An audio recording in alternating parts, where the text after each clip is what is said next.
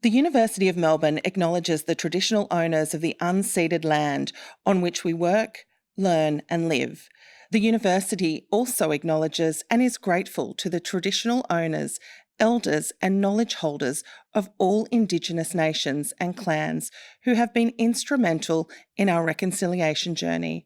We pay respect to elders past, present and future and acknowledge the importance of Indigenous knowledge in the Academy. As a community of researchers, teachers, professional staff and students, we are privileged to work and learn every day with Indigenous colleagues and partners.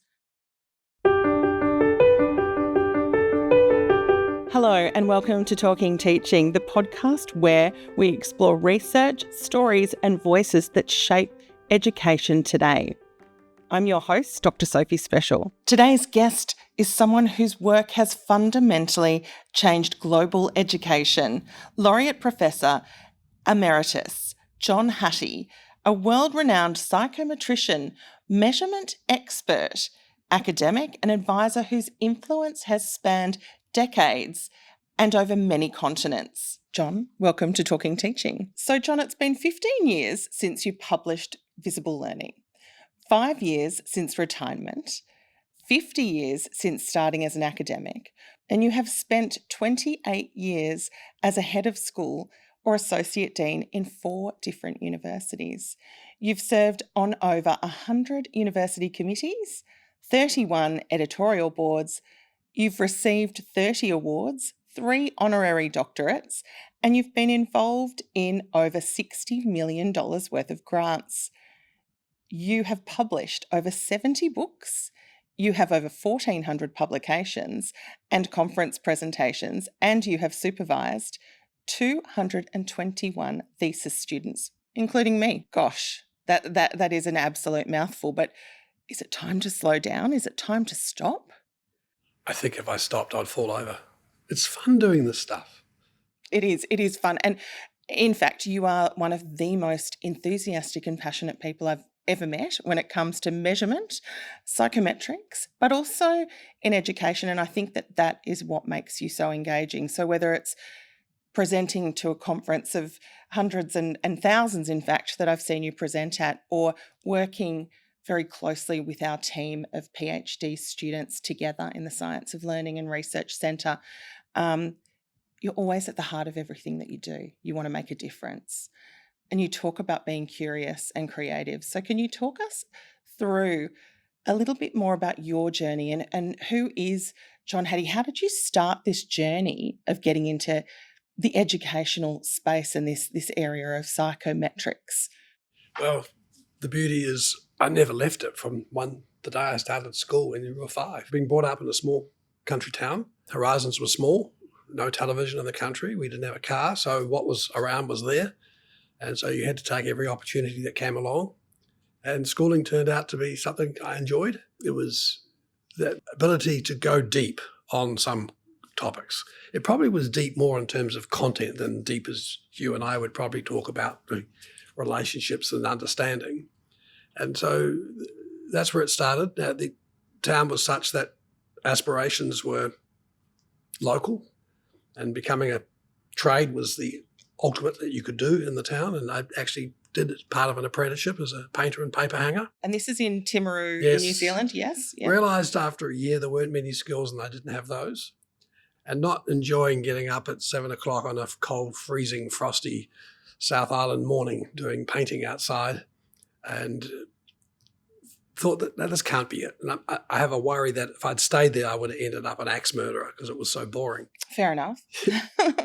And I discovered that if you applied to be a teacher, they paid you. And I couldn't believe this. So I did apply and I did get into Teachers College. And it also meant I left the town. And these were wonderful aspirations. And I enjoyed training to be a teacher. And then during that first year, every hour on the hour at the Teachers College in Dunedin, we had to sign the roll for attendance. And at the end of the year, I went home and I received this letter. Congratulations, you've won a scholarship to have a full-time at university. And for the life of me, I don't know how that happened. It turned out I'd signed the wrong role. It wasn't the attendance role. So it was pure luck. It was pure opportunity. And I took it up and I ended up doing 2 years full-time university, 2 years at the Teachers College. I then taught for a year at an intermediate school, middle school. Then I taught for about 6 or 8 months at a high school and decided that I'd go on and do a PhD. If that didn't work, I could always come back to teaching. But again, PhD was wonderful. It allowed you to get down deep in some areas. It allowed you to ask the why question. Why is it so? So what? How does this happen?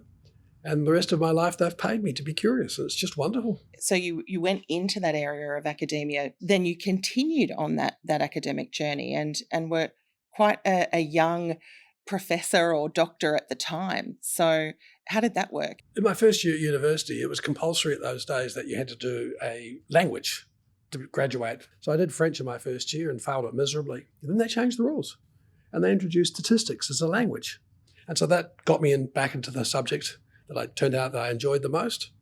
And I went on in that. And you're right. Nowadays, as you know, getting a PhD is not a ticket into a university. In fact, back then, doing a PhD was enough to get you a ticket into university. But I finished my PhD. I got a job here in Australia and never looked back. It's been staying in that profession forever. I love that. I never thought, like you, I would be in this area of academia too. It's amazing who you meet and who inspires and motivates you, and then doors open and allow you to think differently and be creative. And so I know that the Vice-Chancellor, and I've often talked about this in different presentations, Glenn Davis talks about that notion of luck and then what you do with it. So taking those chances. So would you say that that's been a part of your journey? Oh, totally. Yeah, it's been fortuitous that way. And if I was writing a biography, it would be about the naivety of opportunity, not knowing that you're supposed to stop and weigh these things up in different ways. It's just an opportunity, and that's something we should encourage with all young people today: is take the opportunities that are given. If luck comes your way, invest in it. So those sliding doors moments maybe of, Yes. of which way do we go, and being curious and creative. Oh, more so even now, because the notion of careers have gone, the notion of career ladders have gone, and the notion of working your way through the system has gone. And that's a real worry for schools because in many cases, a lot of people stay in schools because it pays the mortgage, it gives you a long-term vision. But here in Australia, the average age of first registering to be a teacher is now in the early 30s. It's not the career that it was, and that threatens a lot of the stability in our system. So nowadays, in one sense, there is less opportunity, but on the other hand, there's more because we actually create more different ways of seeing the world than what I certainly was expected to do, that you went into something like teaching and stay there forever. So when you say more opportunities, I mean, I guess I started as a primary school teacher, never thought that I'd be coaching AFL coaches with you and doing these incredible other opportunities and taking on these global educational opportunities that you tend to grasp with both hands and to be involved in so many different areas. So tell us a bit about the different areas that you've been involved in that go beyond that sense of the psychometrics and the academic. Well, the beauty of the psychometric world, the research, design, and statistics, it crosses many different disciplines. And my career has been about the best use of measurement and statistics to make a difference to the questions that we explore. So I've worked with National Parks Board, evaluating national parks. We did the evaluation of the US Marines. We've been involved, as you said, with elite sport. We've been involved with many different topics over the time. And that kind of is fun because it allows you to see and delve into other areas that are outside your mainstream, but that common denominator is always there. What is going on here? Is it by chance? Is the magnitude such that it's worth replicating? Can we find ways to understand what's going on here, ruling out many different hypotheses? One of the lucky things in my life was that when I was a graduate at Otago, one of the people that came there at the time was this philosopher called Karl Popper. And he presented classes that I went along to, and he takes the view that we should be looking for evidence that we're wrong. And that stuck with me forever. It's easy, particularly in teaching, to find reasons why you're right. There's always a student that understands. So you think, yeah, if that student understands, they all can. It must be me. But doing the opposite is what I've always looked for. And sometimes it can be a nuisance because some people don't want to know where they're wrong. They don't want to explore that. But that's the beauty of being in the measurement area with that kind of deductive way of seeing the world.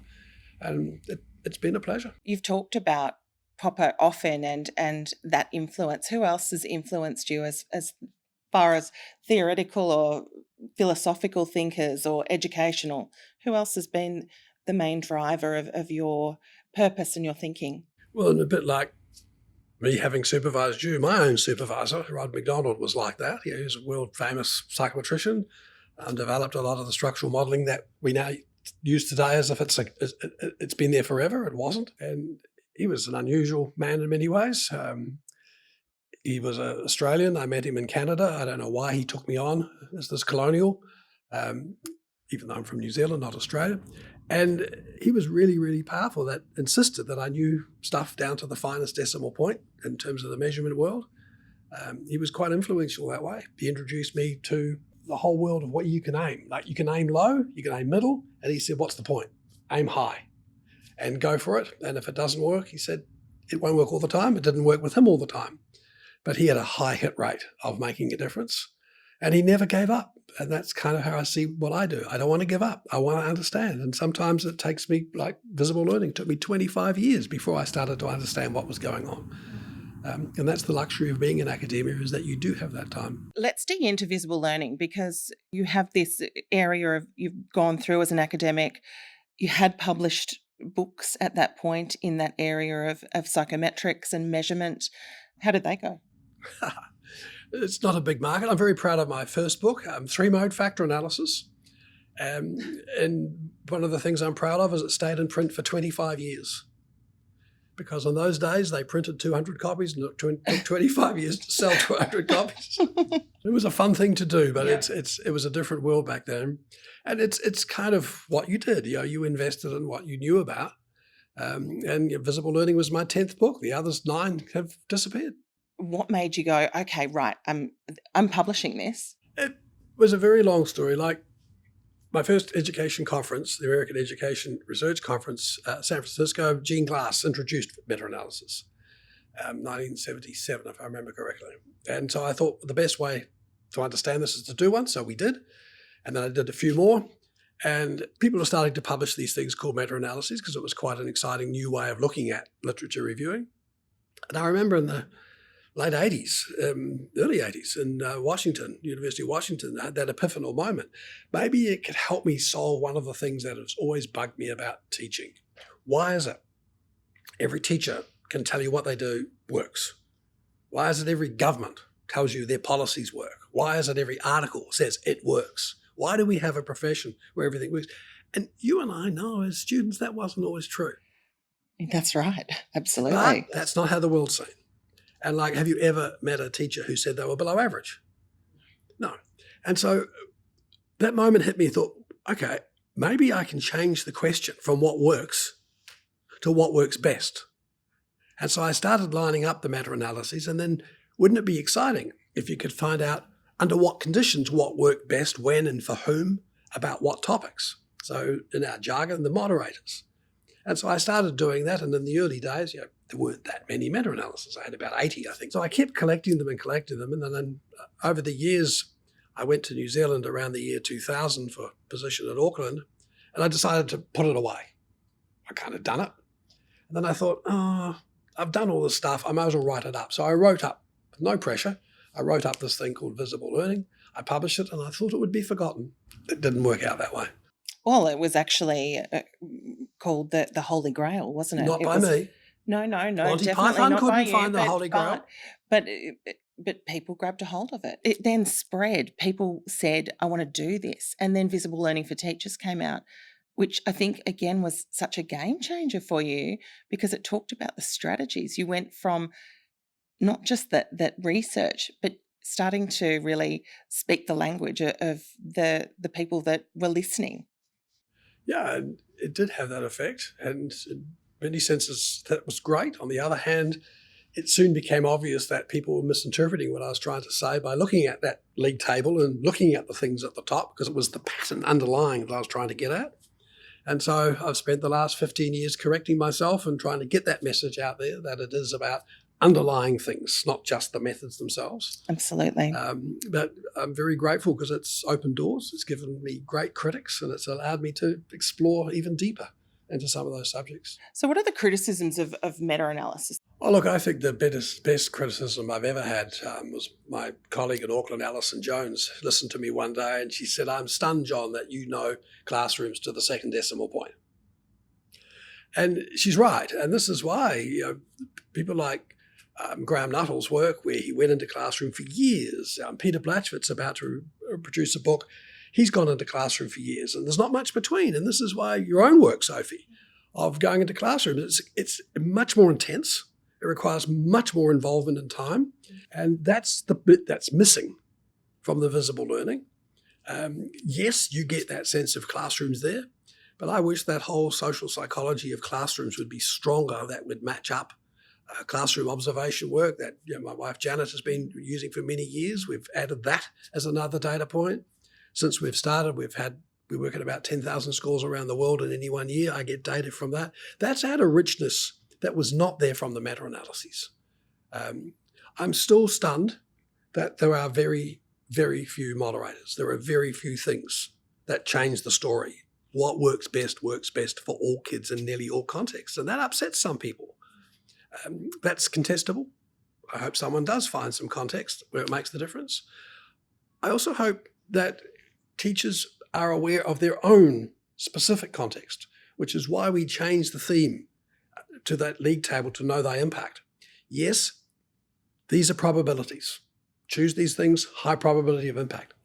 But it's how you implement it with your students and the fidelity of that really matters. And sometimes that's forgotten.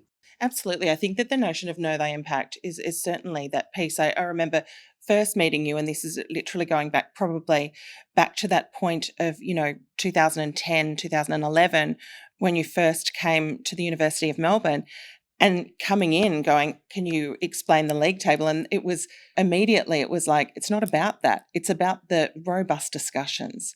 What are the conversations that you're actually having? So that importance of really starting to unpack what it all means. And I think certainly led me with my own research to not just understand the teacher, but understand the learning and see it through the student's eyes. And another big mantra of yours is to see through the eyes of the learner. So whether we were working with elite football coaches or whether we're in the classroom and replicating Graham Nuttall's work, the eyes of the learner, understanding what it means. And you're right, it's hard, and to really dig deep. And it was challenging for someone like Graham Nuttall. It's one of the more challenging components, but it's a piece that you have been determined to really look at what matters. And I'm fascinated with the idea, and this is where your work, even in the government space and policy space, everything does work. And so you have this array of data that says, these things work, but how do we really dig deep and understand more about impact? Well, I asked the question about impact, and I don't expect the answer to be only achievement. I don't expect it to not include achievement. But we know, for example, from The Economist, that the best predictor of our adult health, wealth, and happiness is not achievement at school. It's the number of years of schooling.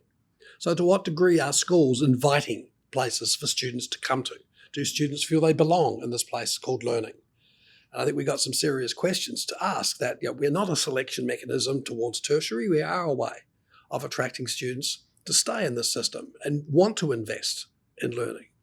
I think so. Impact covers many of those kinds of notions. And I think we have to be very careful at times that we don't narrow it to just a small group of students. Like our schools were developed over the last 100 years as selection mechanisms. Those days, I hope, would have gone, but they haven't. In some systems, like here in Australia, we're still heavily dependent on a canon of subjects for a particular group of students supporting a group of teachers. But what I want to do, particularly in the policy space, is try and get the right questions on the table. I'll give you an example. Post-COVID, we have a lot of debates about burnout, about attrition, about workload. And I've spent a lot of time delving down into those to try and understand why it is that we now talk about this as if principals feel like there's violence against them. And we know the evidence. There is. It's tiny and it's unacceptable. And we know about attrition. We ask teachers, how long are you going to stay in the profession? And they talk up to 5-7 years. But so if you asked how many years do you intend to stay as a teacher, they say 16, not 7. And when you actually look at the data that just came out from HSL not so long ago, where the attrition rate has barely changed from 1.14% over the last 10 years, what's going on here? And one of my biggest frustrations in this business is that educators, teachers, don't esteem their excellence. And I think this is a question, and particularly in the policy space, trying to get over the view. Like when Australia came out last year, 10th in the world on PISA, top 10 in the world. That would have been major news if any company in Australia was the top 10 of the world. It got zero headlines. A group came out and said we're not as good as Singapore, and that became the headlines, how bad we are. We have stunningly excellent systems, schools, and teachers, but you'd never know it. You'd never know. And that's one of the things that I want to get across is that, yeah, I'm not going to say it's everywhere, but relative to other countries, we're doing extremely well. And how do we then scale up that success? And I find it fascinating as an academic that if you ask how many articles or books have ever been written on scaling up and success in education, less than 10, ever. We're good at finding problems and fixing them. We're not very good at scaling up success. And that's how we have to turn it around. Otherwise, our critics are going to have a field day and criticize us all the time. So get the right problem on the table before you start solving it. Ever since I've known you, you've really talked about celebrating teacher expertise and how great the work of teachers is, that it affects everything that happens in society. And so are there other things that we should be doing or that we can be influencing to make that happen? Yeah, I think there are in terms of our policy space. And this is why I've been a great advocate of highly accomplished and lead teachers. Yeah, it's not working as well as we want it to be. I worked a lot of work with the New South Wales government a few years ago. How do we create a career structure for teachers who want to stay in the classroom? We don't have one. Our salaries start very high as a teacher. Then after 7 to 10 years, it goes flat. So the only incentive is to get out of the classroom and become a leader. And there's nothing wrong with that. But almost 1 in 12 teachers are in middle leader positions that are not in the classroom. And it's not a healthy situation. And so we need to readdress how do we create a good career structure for teachers to stay in the classroom. And I think that how we can give investment in those teachers to continually upgrade. Like you wouldn't want to go to a doctor who said, I haven't read an article since I was in graduate school. You wouldn't want to go to any profession that was so far out of date. And I'm not saying teachers are, but it costs to do that. And I think we should be doing it, as some states are starting to do, in the day job, not as an extra after hours. So that was something that when you were working with HSL, that was something that you were really trying to work through. But you were also here at the university and leading master's students and PhD students. And do you see that as a different pathway than Holt? Is because you've crossed over so many, and research is something that sits so heavily within schools and perhaps didn't 20 years ago. No, it did not. But it does now. And so how do we use that, or which way do we go? There's options. There are. And I think the biggest change in my life is AI. And whilst it's got massive downsides, it's got massive upsides in terms of the question you're asking about how we can delve deeper. And I'm hoping over the next few years, as we get smarter how we use it, that we don't have to depend at, as you used to do, driving in 2 nights a week to do a class after school, doing your assignments on your weekend along with your lesson planning. I think there are going to be other ways that we can invest on what you want to look at the moment to do what I was talking about earlier, to ask, what evidence would I accept I'm wrong? How can I see this world differently? How can I make these connections? And that's a luxury we've never really had until AI has come along. And so I think that is a potential answer. When we look at AI, it's a game changer, right? How do we know that it's going to have such an impact, do you think? I'm a bit cautious as well, Sophie, because if you look at the history of innovations in education, we're brilliant at resisting them. Like take computers. They came in the 1970s. It took 40 years before we had an effect size greater than 0.3. We resisted them. And when you look at the reasons why, they didn't fit with how teachers taught. They were an extra. And right now, AI is an extra. It's going to help you with the feedback. It's going to help you with your marking. It's going to help you with your lesson planning. The extra stuff, critical, but extra. Is it going to change the nature of classrooms? Not for a long time. And I think that's unfortunate because it's not going to be uninvented. Our students are going to use it. And the developments over the next few years are going to be colossal compared to what they are now. And I acknowledge, and written a paper, there are massive downsides, scary downsides. But the upsides are about access. The upsides are about coaching. For the first time, we have a technology who actually can make wise choices about where to go next. We haven't had that before. And part of my endeavour now is saying, well, what skills do we have to teach our teachers and our students to use this? And let me give you one example, which is close to your heart and your work: probative questioning. We know from classroom observation work and the work you do, teachers ask 150 to 200 questions a day that require less than 3-word answers. How many questions does a class ask about their work they don't know the answer to? 2. 2 a day. In classrooms, teachers ask questions. In AI, you have to be taught how to ask the right questions. Like, it's called ChatGPT for a reason. You're supposed to chat with it. But we don't. Take quality control. Who's in charge of quality in the classroom? The teacher. The teacher tells you when it's good enough, when to hand it in, what the mark is, what the feedback is, and what to do next. AI, it will do it. Yeah. Therefore, the student has to be taught about, is it good enough? Is it right or wrong? Is it appropriate? Those are skills we don't even touch in our present education system.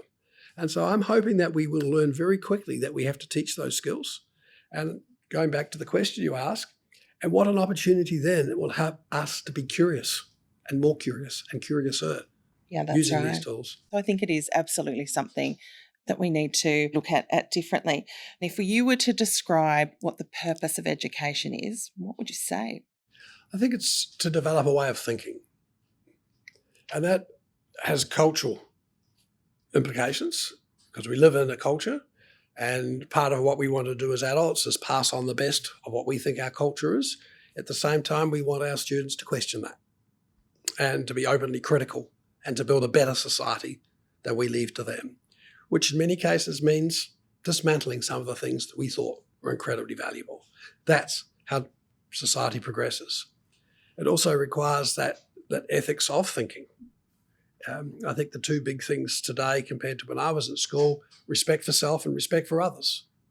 When I went to school, you were called by your last name, you were exchangeable. There was no sense that schools were responsible for well-being on many other aspects of life, which is now the norm. That's not a bad thing. It's not a good thing. It's all over the place, but we need to get that right. And I do think that it's a way of thinking. It's about how we make connections. It's about how we see relationships. It's about how we see transfer. And that depends on knowledge. And I'm not one of these people who like the debate between knowledge and problem base. I'm greedy. I want both. I like the Singapore model that you learn maths and reading and history is all about problem solving, for which you need skills. Panel beating. My ex-profession of painting and paper hanging, you needed to have relationships, you needed to see patterns, you need to be curious with skills. And so there is that debate about how you develop those two things in tandem. And I do think you can. And in fact, we know it, Sophie, because you've met my 3- and 4-year-old grandkids. They can do it. But when they become 5 and 6, they're taught to be compliant. Sometimes school can be a really challenging, difficult place. And we don't want that because we know that this time of schooling is so precious. Yes. And so when they come home disheartened in some way, that's hard. Oh, extremely hard. And watching it from the distance of grandparents is even tougher. And schools are very good at keeping parents away from any of that. But one of the things that we did was looked at this tool that's developed here in Melbourne, Verso, where you can go in and get a sense of how the kids are feeling. And the most common denominator, the most common feeling, the biggest social and emotional issue in schools is boredom. The amount of boredom out there. And it's scary that many teachers don't know which kids are bored. But boredom is a real strong emotion that's in schools. Teachers, you caused it. You can fix it. And what is boredom? It's the lack of challenge. Kids want to be challenged. They want to be, I think they're improvement engines. If they don't think they're improving, they turn off.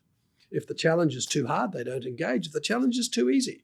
And as your person, Graham Nuttall, showed, the majority of the problem is the work's too easy. Over 40 to 50% of everything taught, kids know already. It's incredible, isn't it, that statistic? And he had his little Sony microphones and it was many decades ago, but still the same things. And we hear this, I already know this. So going back to, I guess, what I'm so passionate about, if teachers are talking too much, how can the students think, and how can they talk to each other if teachers are doing all of the talking?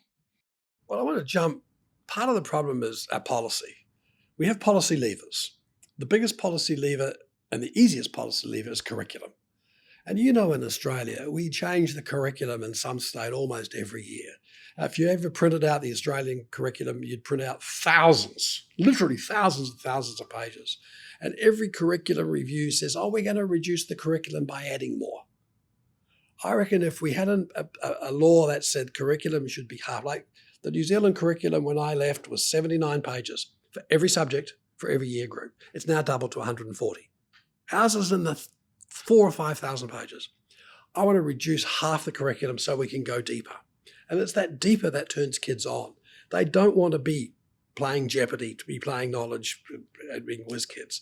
They want to go deeper. And I invite any listener, any teacher, any parent listening to this podcast, what do you remember about what you learned at school? I bet it's something you went deep in. And I think that's what we need to do. If we have fewer things, and I see some schools are doing that extremely well at the moment, where they have less, they go deeper, and it turns kids on to learning, because it gives them that notion of going beyond the content to the relationships, to the transfer, to that deeper thinking for which they need content. And that's virtuous cycle is just so impressive. And there are so many teachers who can do that and are doing that. And it's interesting because it's almost like in year 11 and 12 that the command terms, as they're called in VCE, which are the cognitive complex verbs that we outline in something like the Solo taxonomy, that those command terms are there. But why are we not looking at those kind of things earlier? Why are we not considering cognitive complexity earlier, in the sense of teaching in an intentional way that is surface or is deeper, and really understanding that those activities or the thinking, how does that match and come together? Well, you're right. The very simple notion that we increase tasks by difficulty, which is okay. But sometimes I think we should give up some of that difficulty for depth. And it's that nexus between the depth and the difficulty that we really want. And that's what you see with 3 and 4 year olds. That's what they start to lose at 5, 6, and 7. And we have a system that is privileging here in Australia, that system. Many other countries have given up on what we do here in Australia. And I certainly would like to see a major change to the upper school and secondary, because it dominates right through and it serves a small percentage of students really well. But it also means that there are massive incentives for schools to get rid of a lot of kids, probably the ones that need schooling more than anyone else. And I do think that a mandate that says schools will not select for universities will be a very good mandate. Other countries have done it, been very successful and opened up doors. I think the biggest crisis in Australia is the percentage of kids who start high school who don't finish, 80%. That's just not good enough. No, it's not. not. I can't even get that on the table. So we still have a lot to be done, and it's exciting.